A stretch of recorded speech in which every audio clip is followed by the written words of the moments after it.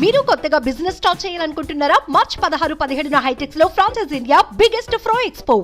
నమస్తే డాక్టర్ గారు. నమస్తే అమ్మా. ఒక మెయిల్ అండి, తనకి ఒక 15 days లో మ్యారేజ్ అంట.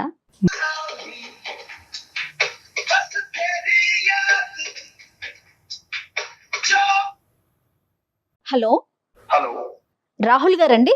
హలో ఎవరు? నేను జయానండి, అందమైన జీవితం ప్రోగ్రామ్ నుంచి కాల్ చేస్తున్నాను. హలో మేడం, నమస్తే మేడం. నమస్తే అండి. నమస్తే రాహుల్ గారు. మేడం మేడం మీరు ఇంత తొందరగా రియాక్ట్ అవుతారు అనుకోలేదు మేడం. ఎస్ ఎస్, మీ మెయిల్ చూసి వెంటనే మాట్లాడాలి అని చెప్పి ఇమీడియట్ గా స్టార్ట్ చేశామండి కాల్ చేయటం. నేను అయితే డాక్టర్ గారు ఉన్నారు, డాక్టర్ కళ్యాణ్ చక్రవర్తి గారు కూడా ఉన్నారు స్టూడియోలో. మేడం మేడం ఒక్కసారి మీ అయ్యా thank you so much madam for calling. Me call కోసం వెయిట్ చేస్తున్నాను మేడం. ఎప్పుడు కాల్ చేస్తారా, ఎప్పుడు మాట్లాడదామా ఎస్ ఎస్, అదే అదే డాక్టర్ గారు ఇచ్చే ఒక చిన్న సలహా లేకుంటే సూచన, జీవితంలో ఒక మలుపు తిరగొచ్చు అనే ఒక ఉద్దేశమేనండి. దానికోసమే ఈ ప్రోగ్రాము మీకు ఇమీడియట్ గా కాల్ చేయటం ఉద్దేశం కూడా అదేనండి. ఒక్కసారి మాట్లాడండి డాక్టర్ గారితో. సార్ సార్ నమస్తే సార్. నమస్తే నాన్న, చెప్పినాను ఏంటి సమస్య, మీ వయసు ఎంత, మీరు ఎక్కడి నుంచి మాట్లాడుతున్నారు? సార్ సార్ నా పేరు రాహుల్ సార్. నాకు 29 years సార్. నేను వైజాగ్ నుంచి కాల్ చేస్తున్నాను sir. Okay. I'm working as a software engineer sir. 1.5 and above నేను take home every month sir. Super super. Very okay good నాన్న. సార్ యాక్చువల్లీ నా బాధ ఏంటంటే సార్, నేను ఎందుకు మెయిల్ చేశానంటే సార్, నేను ఎన్నో సంబంధాలు చూసాను సార్, కానీ ఏది నచ్చలేదు. నేను రీసెంట్ గా ఒక సంబంధం చూసాను సార్. ఆ అమ్మాయి బాగా నచ్చింది సార్ నాకు. చాలా చాలా అంటే చాలా బాగా నచ్చింది. మంచి బ్రాడ్ మైండెడ్ మంచి అమ్మాయి.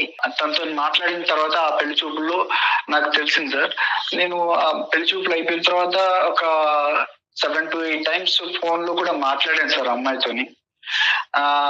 ఇంకా మా నాన్నతో చెప్పాను, నాన్న నాకు ఎలాంటి కట్నం వద్దు మనకి, నాకు అమ్మాయి చాలా బాగా నచ్చింది, ఆ అమ్మాయి ఈ అమ్మాయినే చేసుకుంటాను నేను అని చెప్పేసి అంటే, ఇంకా మా అమ్మ నాన్న వాళ్ళు చాలా సంతోషంగా ఫీల్ అయ్యారు సార్. ఫీల్ అయ్యి ఓకే అక్కడికి వీడు పెళ్లికైతే ఒప్పుకున్నాడు కదా అని చెప్పేసి వాళ్ళు డిసైడ్ అయ్యి చాలా అరేంజ్మెంట్స్ చేసుకున్నాం సార్. అంటే అన్ని వచ్చిన సంబంధమేనా రాహుల్ ఇది? అవును మేడం, అవును మేడం. Okay fine. మొత్తం అన్ని అరేంజ్ చేసుకున్నాం మేడం. మ్యారేజ్ చాలా గ్రాండ్ గా చేయాలి, అంగరంగ వైభవంగా చేయాలి అన్న ఇదితోని అరేంజ్ చేసుకున్నాం మేడం. ఓకే అండి. అరేంజ్ చేసుకున్న పెళ్లి కార్డులు కూడా అన్ని కొట్టించేసాం మేడం. కొట్టించేసిన తర్వాత సడన్ గా ఏమైందో, నాకు ఈ మ్యారేజ్ వద్దు అని చెప్పేసి క్యాన్సిల్ చేసేయండి అని చెప్పేసి అన్నదండి. దేనికో అర్థం కాలేదు మేడం, ఎందుకు ఇలాగ అన్నదో అర్థం కాలేదు. ఇంకా వాళ్ళ నాన్నగారిని అడిగాను, అంకుల్ ప్రాబ్లం ఏంటి, అసలు కాజ్ ఏంటి, నా వల్ల ఏమైనా తప్పు జరిగిందా, నేనేమైనా తప్పు చేశానా, నేను తనతోని మాట్లాడిన 7-8 సార్లు కూడా ఫోన్ లో పద్ధతిగానే మాట్లాడాను. దెన్ వై షీ రిజెక్టెడ్ మీ. అమ్మాయితో మాట్లాడారా మీరు? మళ్ళీ ఎందుకు రిజెక్ట్ చేసింది ఏంటని మాట్లాడదామని ట్రై చేస్తుంటే నా కాల్ లిఫ్ట్ చేయట్లేదు మేడం, నా కాల్ కట్ చేస్తుంది. Few questions Rahul. ఒకటి, ఆ అమ్మాయిలో ఏం నచ్చింది రాహుల్ నీకు అంత ఇదిగా? అంటే చూడటానికి అందంగా ఉంటుందా, చదువా, లేదంటే డిసిప్లినా, ఏంటి ఏం నచ్చింది మీకు? ఏం చూస్తున్నారు మీరు? ఒక అమ్మాయిలో ఏం చూసేవారు పెళ్లికి ముందు? ఆ అమ్మాయి మాట్లాడే విధానం బాగుండాలి, అమ్మాయి నాకు అందంగా తెల్లగా ఇది అది అన్నది కాదు సార్, ఆ అమ్మాయి ఎంత పద్ధతిగా ఉన్నది అన్నది నాకు కావాలి. దానికోసమని ఆ అమ్మాయి పెళ్లి చూపుల్లో ఎంత పద్ధతిగా ఉందో, ఎంత పద్ధతిగా మాట్లాడిందో, ఆ డిసిప్లిన్ అదంతా చూసి కూడా నాకు చాలా బాగా నచ్చేసింది సార్. ఇప్పుడు మీరు మాకు చేయడానికి కారణం ఏంటి నాన్న? Why did you call us? I humbly request please sir, నాకు ఆ అమ్మాయి ఎలాగైనా కావాలి. మీరు నా తరపు నుంచి ఆ అమ్మాయికి కాల్ చేసి కాజ్ ఏంటో కనుక్కొని నాకు మళ్ళీ ఆ అమ్మాయి నన్ను ఒప్పుకొని నన్ను పెళ్లి చేసుకునేలా చేస్తారు అన్న ఇంటెన్షన్ తోని నేను మీకు మెయిల్ చేశాను sir. Please help me sir. పెళ్లి కుదిరిన తర్వాత ఇలాగ వెనకడుగు వేయటం ఎంతో బలమైన కారణం ఉంటే తప్ప ఇలా వెనక వేయటం అనేది అబ్సల్యూట్లీ తప్పు నాన్న. అది నెంబర్ 1. ఫస్ట్ మనం కారణం కనుక్కోవాలి. నెంబర్ 2 మోస్ట్ ఇంపార్టెంట్ ఏంటంటే కలుస్తారా లేదా అనేటటువంటిది మా చేతుల్లో ఉండదు. ఓకే, మేము మాట్లాడతాం, కారణం కనుక్కుంటాం, దాన్ని బట్టి ఒక కౌన్సిలింగ్ అనేటటువంటి చేద్దాము. అవుతుందా లేదా అనేటటువంటిది మనం పరిస్థితి బట్టి ఆలోచిద్దాం. ఈ మధ్యలో మీరు ఎప్పుడు కలవలేదండి డైరెక్ట్ గా? అంటే బట్టలు కొనడానికి పెళ్లి పనుల మీద ఎక్కడైనా మధ్యలో కలిసారా రాహుల్ ఒక్కసారైనా? లేదు మేడం, అంటే ఫోన్ లో తప్ప డైరెక్ట్ గా Okay. కలవలేదు మేడం. కలుపుదాం. ఓకే, ఫోన్ నెంబర్ ఉందా నాన్న? ఉంది సార్, ఉంది సార్. ఒకసారి నాకు మెసేజ్ చేయండి, నేను తనతో కాల్ చేస్తాను. ఏమండి, తన నెంబర్ మనం ఎందుకు రివీల్ చేయటం? ఎస్, డాక్టర్ గారు రాహుల్ లైన్ లో ఉన్నారండి. నేను అమ్మాయిని తీసుకుంటాను కాల్లోకి. రాహుల్, మీరు ఏం మాట్లాడకండి, ఒకసారి తనతో మాట్లాడేశాక నేను మిమ్మల్ని లైన్ లోకి తీసుకుంటాను. రైట్? సరే మేడం, సరే మేడం. ఓకే.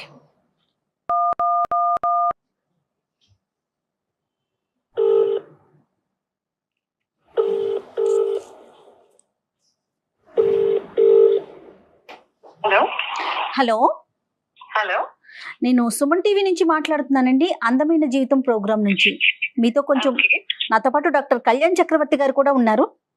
ఓకే, ఒక చిన్న విషయం మీద మీతో మాట్లాడదామని కాల్ చేశాను. మీరు పర్మిషన్ ఇస్తే మాట్లాడతామండి. తప్పకుండా అండి. రైట్ డాక్టర్ గారు. అమ్మ నందిని, సారీ అమ్మా, మీరు మాకు మీకు చెప్పకుండా మేము ఇలాగా సర్ప్రైజింగ్గా మీకు కాల్ చేయడానికి ప్రధానమైన కారణం ఒక సెన్సిటివ్ ఇష్యూ గురించి డిస్కస్ చేయడానికి. ఓకే, మాకు రాహుల్ అనే అబ్బాయి ఫోన్ చేశాడమ్మా, మెయిల్ పెట్టాడు, మెయిల్ చేశాడు, మేము కాల్ బ్యాక్ చేశాము. ఈ మధ్యన మీకు మ్యారేజ్ కుదిరిందంట, తర్వాత అనుకున్నటువంటి అనివార్య కారణాల వల్ల మ్యారేజ్ క్యాన్సిల్ చేసుకోవాల్సినటువంటి పరిస్థితి ఏర్పడిందంట. ప్రధానంగా కారణం తెలుసుకోవాలని అనుకుంటున్నాడు. పెద్దలను అడిగినా కూడా కారణం తెలియనటువంటి కారణం, అప్పటి వరకు మాట్లాడినటువంటి అమ్మాయి ఎందుకు ఇలాగా యూటర్న్ తీసుకుంది అనేది తెలుసుకోవాలని అనుకుంటున్నాడు. ఒక్కసారి మనం రాహుల్కి ఫోన్ కలుపుదాం అమ్మా, ఇఫ్ యూ డోంట్ మైండ్. ఒక విషయానికి దానికి తగినట్టుగా దానికి మంచో చెడో ఒక కారణం చెప్తే తెలిసిపోతే అవతల వ్యక్తులు కూడా కొంత కూల్ గా ఉంటారేమో అని అనిపించింది నందిని గారు. ఓకే. మీరేమంటారు చెప్పండి, పూర్తిగా మీదే నిర్ణయం అండి. నేను అతనితో మాట్లాడే ముందు కాసేపు మీతో మాట్లాడచ్చా అండి? డెఫినెట్లీ, చెప్పండి. యా, అతను పెళ్లి చూపులకి రావటం, నాతో మాట్లాడటం అంతా జరిగిందండి. ఓకే. బట్ ఈ ప్రాసెస్ లో పెళ్లి చూపులు జరుగుతున్న ఒక ఆడపిల్ల తన ఇంటికి వస్తున్న ఒక అబ్బాయి గురించి ఏ మాత్రం నాలెడ్జ్ ఉండదు. ఒక ఆడపిల్ల ఏం ఆశిస్తుందండి, తన కాబోయే భర్త ఒక మంచివాడు అయి ఉండాలి, ఒక మంచి సంస్కారవంతుడు అయి ఉండాలి. తల్లిదండ్రుల దగ్గర పెరిగిన ఆడపిల్ల కాబోయే భర్త గురించి ఎన్నో ఆశలు పెట్టుకొని ఉంటుందండి. అవునవును. ఇప్పుడు దాకా ఉన్నది ఒక ఎత్తు అయితే, పెళ్లి తర్వాత రాబోయే జీవితం గురించి ఏ ఆడపిల్ల అయినా ఎన్ని కలలు కంటుందండి. నా తల్లిదండ్రులు ఒక సంబంధం తీసుకొచ్చి, అమ్మ ఒక అబ్బాయి వస్తున్నాడు, నేను చూడటానికి వస్తాడు అని చెప్పినప్పుడు చాలా సంతోషంగా ఎన్నో ఆశలతోటి వచ్చానండి. నేను కూడా యాక్సెప్ట్ చేశాను అబ్బాయిని. వచ్చాడు, నాతో మాట్లాడాడండి. ఈ మాట్లాడే కాన్వర్సేషన్ లో నన్ను మన ఇద్దరం పర్సనల్ గా మాట్లాడుకుందాము అన్నాడు. అన్నప్పుడు తప్పకుండా అన్నాను. లేచి పక్కకు వచ్చాము ఇద్దరము. ఆ మాట్లాడుతున్న కాన్వర్సేషన్ లో అతను ఒక మాట అడిగాడండి. ఒక ఆడపిల్లని, అది ఇష్టపడి లేకపోతే ఖచ్చితంగా ఆ అమ్మాయిని పెళ్లి చేసుకోవాలనుకొని వచ్చిన ఒక అబ్బాయి కాబోయే ఒక భార్యని అడగాల్సిన మాటేనా కాదా అన్నది నేను చెప్పిన తర్వాత పెద్దవాళ్ళుగా మీరే ఆలోచించండి. చెప్పండి అమ్మా. నేను చెప్పలేకపోతున్నానండి. అయ్యో, ఒక గౌరవ మర్యాద కుటుంబంలో పుట్టి పెరిగిన ఆడపిల్లని నేను చాలా సంస్కారవంతంగా మాట్లాడతాను ఎవరితో అయినా సరే. అలాంటిది నన్ను పట్టుకొని అయ్యో వర్జిన్ అని అడిగాడండి. ఒక భర్తగా అతను నా ఇంటికి వచ్చినప్పుడు అతన్ని నేను పెళ్లి చేసుకోబోతున్నాను అని నేను మనసులో ఫిక్స్ అయిన తర్వాత అయ్యో వర్జిన్ అని అడిగిన ఆ ప్రశ్నకి ఒక ఆడపిల్ల ఎలా రియాక్ట్ అవ్వాలండి? అలాంటి వాడు రేపు నన్ను ఏం చూసుకుంటాడండి? రేపు నేను పాలవాడితో మాట్లాడినా, పేపర్ వాడితో మాట్లాడినా అనుమానిస్తాడు కదా. అలాంటి వాడిని నేను ఎలా పెళ్లి చేసుకోవాలి? తన ఫ్రెండ్స్ వల్ల అయ్యి ఉండొచ్చు, లేదంటే తను పెరిగిన బ్యాక్గ్రౌండ్ అయ్యి ఉండొచ్చు. మేబీ ఇది ట్రెండ్ ఏమో ఈ మధ్య జనాలు ఇలా అడగటాలు, కాబట్టి వాళ్ళు క్యాజువల్ గా అడిగాడేమో అని కూడా అనుకున్నానండి కొద్ది రోజులు నేను. టైం కూడా తీసుకున్నాను. అందుకే ఈ ఒక్క మాట అడిగిన దాని వల్ల నేను ఇంత మనసు చంపుకొని ఈ సంబంధానికి ఒప్పుకోవాలా? నాకేమంత అవసరం? లోపల నేను ఎంత కృషించిపోయానో నాకు తెలిసింది. ఆ మాటకి అతని మొహం చూడాలన్నా, తిరిగి మళ్ళీ అతనితో మాట్లాడాలన్నా నాకు ఎలా మనసు వస్తుంది? సారీ అమ్మా, నిజంగా ఈ అబ్బాయి ఈ మాట నిన్ను అడిగాడని మాకు తెలుసుంటే అసలు మీకు కాలే చేయకుండా ఉండేవాడు. అవునండి. ఎందుకంటే because this ends all conversations. ఈ ఒక్క ప్రశ్న ఏదైతే, ఈ అసభ్యకరమైనటువంటి ప్రశ్న ఏదైతే ఈ అబ్బాయి నిన్ను అడిగాడో, మరి తెలివి ఉండి అడిగాడా, తెలివి తక్కువగా అడిగాడా, మత్తులో అడిగాడో మాకు తెలియదు, కానీ ఏదైతే ఇది అడిగాడో this puts an end to all conversations. పెళ్ళి అనేటటువంటిది కుదిరింది, వెడ్డింగ్ ఇన్విటేషన్స్ వేశారు, అందరినీ పిలుచుకున్నారు, కాబట్టి ఈ కారణం అనేటటువంటిది ప్రపంచానికి తెలియాలి కాబట్టి మేము ఫోన్ చేసాం. ఒక 10 నిమిషాలు ఒక మనిషితో మాట్లాడితే చాలు కదా డాక్టర్ గారు, అతని క్యారెక్టర్ ఏంటో, అతని మనస్తత్వం ఏంటో తెలుసుకోవటానికి. కాదమ్మా నందిని, సహజంగా ఏంటంటే ఇలాంటి సినారియోస్లో అబ్బాయిలు అమ్మాయిలను కొన్ని ప్రశ్నలు అడుగుతారు, అమ్మాయిలు అబ్బాయిలను కూడా ప్రశ్నలు అడుగుతారు. అవతల వాళ్ళ సెన్సిటివిటీస్ అర్థం చేసుకుని నీ లైఫ్లో ఎవరైనా ఉన్నారా అనేటటువంటిది ఒక ప్రశ్న అడుగుతారు. నెంబర్ 2, ఆ లైఫ్లో ఉండేటటువంటి వ్యక్తి ఎలా వెళ్ళిపోయారు అనేది అడుగుతారు. డైరెక్ట్గా ఈ ఫిజికల్ ఇంటిమసీకి సంబంధించినటువంటి ఒక అంశాన్ని, చాలా సెన్సిటివ్ అంశం ఒక ఆడపిల్లకి, ఆ అంశం ముట్టుకునేటప్పటికి మీకు చాలా మనసు చాలా హర్టింగ్ అనిపించింది, మనసు విరిగిపోయింది. నందిని, మీరు అనుమతిస్తే ఒక్కసారి రాహుల్ని లైన్లోకి తీసుకుందాం నందిని. అంటే విషయం ఏంటి అనేది అతనికి తెలిసింది అనుకోండి, అతను చేసిన దానికి అతను పశ్చాత్తాపడతాడా, లేకుంటే ఇంకా అది అప్ టు అతని పరిస్థితి. ఈ ఇష్యూని నందిని ఎంత గాయపడినా, ఎంత బాధపడినా ఈ ఇష్యూని క్లోజ్ చేయవలసినటువంటి బాధ్యత మీ మీద ఉంది. ఇది ఓన్లీ పెళ్లి చూపులు, పెళ్లి చేయాలని అనుకోవటం కాదు, ముహూర్తాలు పెట్టుకుని పిలుపులో జరిగినటువంటి ఒక పెళ్లికి ముందు జరిగేటటువంటి ఒక చాలా పెద్ద తంతు. ఇది ఇద్దరు మనుషులకు సంబంధించింది కాదు, 2 కుటుంబాలకు సంబంధించినటువంటి అంశం. ఈ అబ్బాయి ఇలా మాట్లాడినా కూడా అట్లీస్ట్ వాళ్ళ తల్లిదండ్రులకి ఎందుకు ఇది జరిగింది అనే అంశం తెలియాలి, కాబట్టి ఈరోజు మీరు రాహుల్తో మాట్లాడితే బాగుంటుందని నాకు అనిపిస్తుంది. ఓకే, ఒక్కసారి రాహుల్ని నేను కనెక్ట్ చేస్తానండి. రాహుల్ గారు, నేను నందినితో మాట్లాడానండి, డాక్టర్ గారు కూడా మాట్లాడారు. ఒక్కసారి మీతో మాట్లాడతారట. దయచేసి ఇష్యూని పెంచుకోవద్దండి, ఒకసారి ఆవిడ ఏం చెప్తున్నారో వినండి. ఓకే నందిని గారు, రాహుల్ లైన్ లో ఉన్నారండి, మాట్లాడండి. హలో హలో నేను రాహుల్. రాహుల్, అది కాదు నందిని, ఎందుకు రిజెక్ట్ చేసావు చెప్తావా నందిని? నువ్వు నాతో ఏమన్నావు? పర్సనల్ గా మాట్లాడడం ఇద్దరం అన్నావా? పెళ్లి తీసుకెళ్ళి మరి అన్నావు కదా. నువ్వు ఇంత చేసి పబ్లిక్ లో పెట్టావు కదా ఇష్యూని. ఇంకా నేను పబ్లిక్ లోకి వచ్చాక కూడా చెప్పకపోతే, నువ్వు నన్ను ఎంత హర్ట్ చేసావన్నది చెప్పకపోతే, నలుగురిలో నేను తలదించుకొని బతకాల్సిన అవసరం వస్తుంది. నువ్వేం అడిగావు నన్ను ఒకసారి గుర్తు తెచ్చుకో రాహుల్. వర్జిన్ అని అడిగావు, నన్ను పట్టుకొని నువ్వు వర్జిన్ అని అడుగుతావా? ఏమనుకుంటున్నావు నీ గురించి? ఇదేనా నీ సంస్కారం?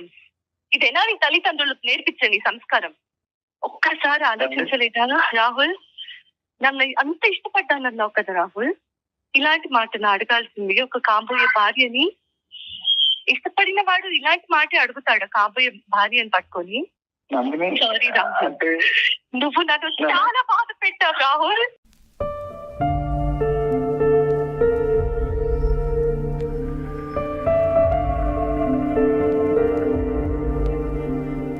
నేను ఎంతో పెయిన్ తీసుకున్నాను రాహుల్, నన్ను నేను ఎప్పటికీ క్షమించుకోలేను. నేను ఈ మాట నీతో నాకు నీతో మాట్లాడటం ఇష్టం లేకపోయినా బయట పెట్టాల్సిన అవసరం వచ్చింది కాబట్టి, ఇంకా మీదటైనా ఇంకొకరితో మాట్లాడే ముందు కనీసం ఆలోచించి మాట్లాడతావని మాత్రమే చెప్తున్నాను రాహుల్. నందిని, నేను నిన్ను కావాలని అడగలేదు నందిని, అదేదో బై మిస్టేక్ గా. రాహుల్, ఒక్కటే ఆలోచించుకో, అది ఆడపిల్ల అయినా మగపిల్లాడైనా సరే, ఒక మనిషితో మాట్లాడేటప్పుడు అది ఫ్రెండ్ అవ్వని, భార్య అవ్వని, తల్లి అవ్వని, చెల్లెలవ్వని, ఒక ఆడపిల్లతో మాట్లాడే ముందు నోట్లోంచి ఒక్కో పదం బయటకు వచ్చేటప్పుడు 1కి 10 సార్లు ఆలోచించి మాట్లాడాలి రాహుల్. నువ్వు నన్ను ఇష్టపడ్డానంటే నా ఇంటికి నా తల్లిదండ్రులు నీ ఫ్యామిలీ అందరినీ పెళ్లి చూపులకి పిలిచారు. నీ గురించి నీ పేరెంట్స్ గురించి నాకు చెప్పి ఈ పెళ్లి చూపులు జరుగుతున్నాయి అని నన్ను కూర్చోపెట్టినప్పుడు ఒక ఆడపిల్లగా నా కాబోయే భర్తను నేను చూసుకుంటున్నానని ఎంతో ఆశతో నేను వచ్చి కూర్చుంటే పక్కకు పిలిచి అయ్యో వర్జిన్ అని అడుగుతావా? నన్ను చెక్ చేస్తావా నువ్వు? నన్ను అనుమానిస్తున్నావా నువ్వు? గ్రేట్ రాహుల్. ఒకసారి ఇదే పని ఇదే ప్రశ్న నేను నిన్ను అడుగున్నా లేదా నేనే నిన్ను టెస్ట్ చేసుకోమని చెప్పుంటే నువ్వు మొహం ఎక్కడ పెట్టుకునేవాడి రాహుల్? నేను నీ స్థానంలో ఉండి ఇదే ప్రశ్న నా నోట్ నుంచి నిన్ను అడుగుంటే నువ్వు నన్ను క్షమిస్తావా? అదొకటి గుర్తుపెట్టుకో రాహుల్, నువ్వు అడిగింది తప్పు. ఇంకెప్పుడు నాతో మాట్లాడాలని కానీ నన్ను కలవాలని కానీ ప్రయత్నించకు. నందిని ప్లీజ్ నందిని, నువ్వు అలాగనకు. నువ్వు అంటే చాలా ఇష్టం నందిని. చాలా ఇష్టం అయితేనే ఇలాంటి ప్రశ్న అడుగుతావా రాహుల్? నందిని బై మిస్టేక్ ఏదో అలా జరిగిపోయింది నందిని, అలాగ అడిగేసాను. కానీ నాకు నువ్వంటే చాలా ఇష్టం నందిని. నువ్వు నేను పెళ్లి చేసుకుంటే నిన్నే చేసుకుంటాను నందిని. Please Nandini, sorry Nandini. రాహుల్ నీది చాలా గొప్ప సంస్కారం. ఇలాంటి సంస్కారహీనులు నాకు అనవసరం రాహుల్. నేను ఆల్రెడీ నిర్ణయం తీసుకున్నాను రాహుల్. కాబట్టి దయచేసి ఇంకోసారి ఈ టాపిక్ ఇంకా నా దగ్గరికి తీసుకురావద్దు. పెద్దవాళ్ళగా వాళ్ళు ఏం చేయాలో చేస్తారు. ఓకే ప్లీజ్ నందిని, నన్ను అర్థం చేసుకో నందిని. రాహుల్ ప్లీజ్ రాహుల్, నువ్వు అంటే చాలా ఇష్టం నందిని. నేను చేసుకుంటే నిన్నే చేసుకుంటాను Nandini. Please Nandini.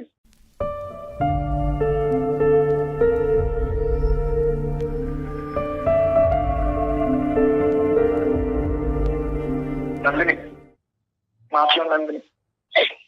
Sorry doctor, emotional.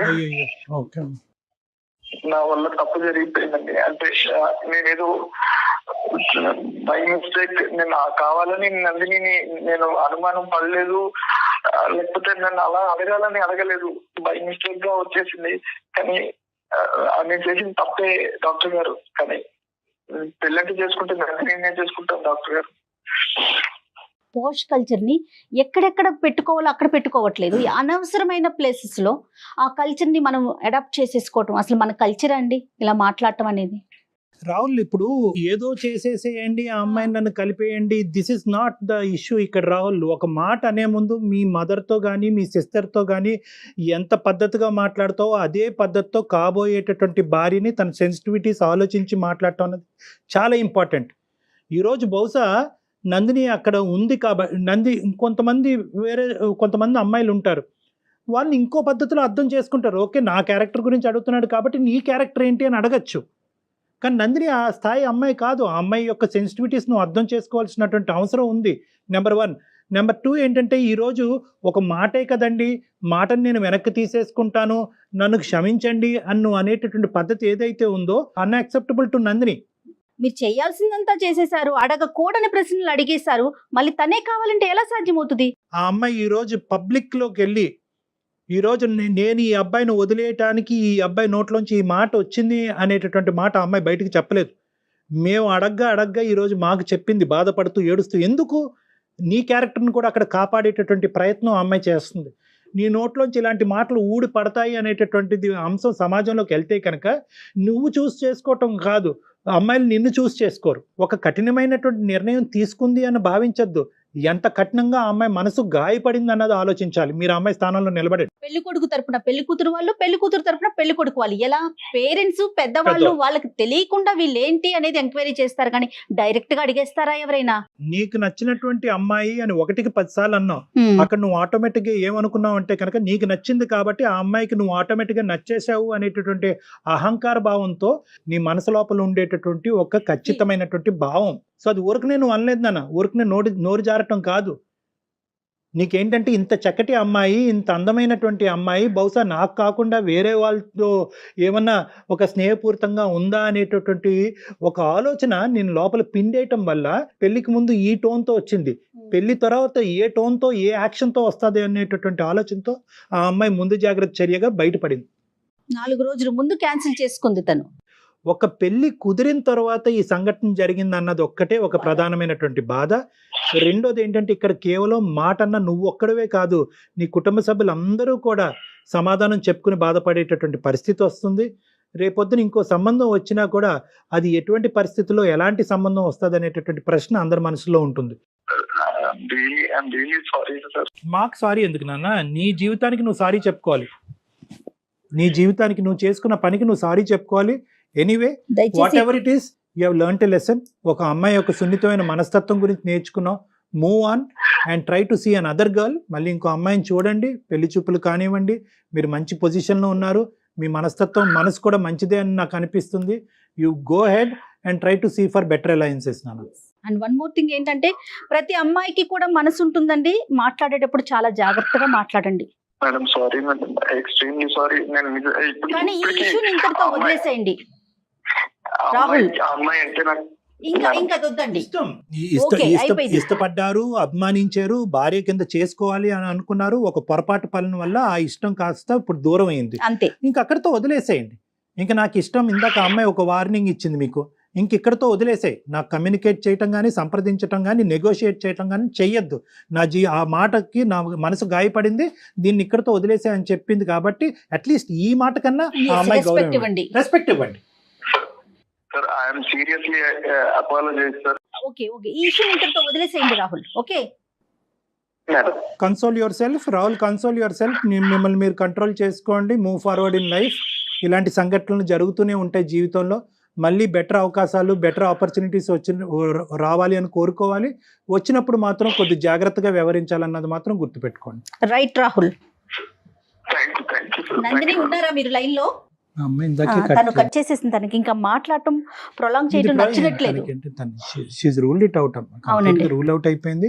ఆ విషయం మన అమ్మాయిని కూడా రిక్వెస్ట్ చేయకూడదు, కన్విన్స్ చేయాలని ట్రై చేయకూడదు. అది మన ఇది కాదు.